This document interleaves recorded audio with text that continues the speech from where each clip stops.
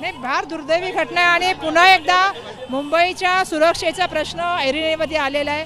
ज्या तऱ्हेने मुंबईमध्ये रस्त्यावरती आता गोळीबार व्हायला लागलाय, म्हणजे आपण बघितलं की मी सातत्याने उल्लेख करते की मुंबईमध्ये 3 घटना झाल्या होत्या. जसं भायखळाला एक त्या ठिकाणी रस्त्यामध्ये जे आहे तो एक खून करण्यात आला होता NCPच्या लीडरचा. त्याच्यानंतर आपण बघितलं बाबा सिद्दीकी ज्यांच्यावरती गोळी झाडण्यात आली आणि त्यांचा त्या दुर्दैवाने त्याचा मृत्यू झाला.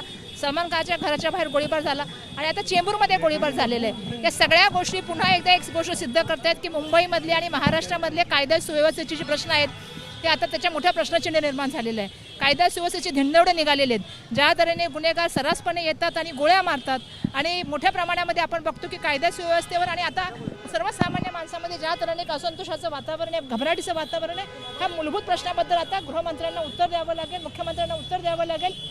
दुर्दैवाने आज मी बघितलं की ते घरासाठी निघाले होते आणि रस्त्यातच त्या ठिकाणी चेंबूरमध्ये योगी हॉटेलसमोर त्यांच्यावरती गोळीबार करण्यात आला. म्हणजे मुंबईमध्ये सर्वसामान्य नागरिक त्या ठिकाणी सुरक्षित आहे की नाही हा महत्त्वाचा प्रश्न.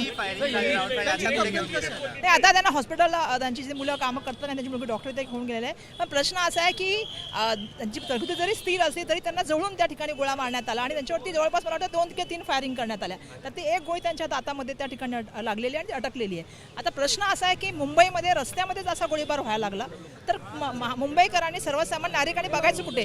म्हणजे आता नेते सुरक्षित नाहीत, सिने अभिनेते सुरक्षित नाहीत, सर्वसामान्य जनता सुरक्षित नाही. मग महाराष्ट्रामध्ये आणि मुंबईमध्ये सुरक्षित कोण आहे? ज्या मुंबई पोलिसांना कधी आम्ही स्कॉटलंडच्या बरोबर बघत होतो, दुर्दैवाने आज मुंबई पोलिसांच्या बाबतीमध्ये किती मोठ्या प्रमाणामध्ये आज आम्हाला धक्का होतो, त्रास होतो मी सांगू शकत नाही. की त्यांच्याबद्दल एक दरारा होता, एक मोठा आदर होता. आज दुर्दैवाने अशा घटना झाल्यानंतर मला बोलावं लागतं की आपण उत्तर प्रदेश आणि बिहारकडे चाललोय की काय. एबीपी माझा, उघडा डोळे बघा नीट.